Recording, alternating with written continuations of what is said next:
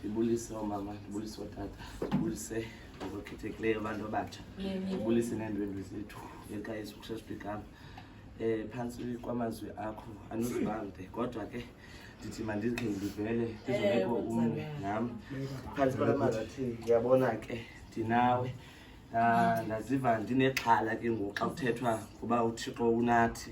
Ingaba sithina siredi na into yobuThixo, simvumele into yoba abe nathi naye? Ingaba thina sisenza kakuhle uThixo asisukanga thina kwethu? Because thina singabantu abakholwayo sinento yocinga into yoba sisekwileni erayithi kanti sesatshintsha amacala. Kodwa ke la mazwi ayasikhumbuza namhlanje into yoba nokuba yeyiphi imeko besesihlangene nayo, okanye nokuba yeyiphi imeko ebesisitheza amandla usukela mhlawumbi kwiinkonzo zethu, ngoba ingxaki iqala mva apho sikhonza khona kumabandla ethu, apho setheka khona amandla. Kodwa namhlanje siyakhunjuzwa xa kanye sibheka kwinkomfa yethu into yokuba uYehova uThixo unathi ngamaxesha onke. Ndiyithanda kamandi le nto yokuba uYehova umvelele uYakobe engekho phakathi kwesidlangalala, umvalele eyedwa. Ndiyithanda xa injalo. Ithi ke ngoku xa ndizisa kuthi singabantu abakholwayo masikhe sibe nemizuzu sisodwa, sivaleni iingcango, sithethe noThixo, simmeme into yokuba xa sisiya kulaa nkomfa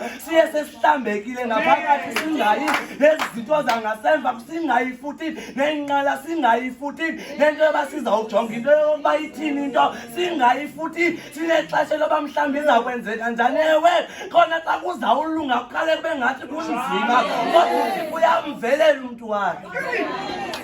Eyona nto ivezwayo apha into yokuba uThixo kamshiyi umntu wakhe uba naye, futhi kunjani ngoku xa zakwenzela into entle uqala akhethe phakathi kunabanye abantu athethe nawe. Yintona nto ibalulekileyo kulinda, sisinqabisa kulinda ufikile ixesha likaNkulunkulu. Kodwa ke funeka silinde siphi, singalindini singaphandle. Thina senzelwe inceba, thina into yobuThixo sanaye sisesebuncinci bethu.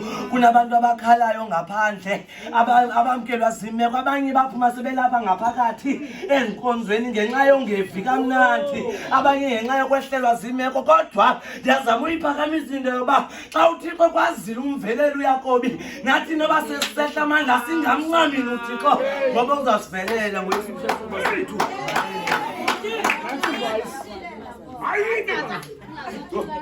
Sidlule sintweni, sidlule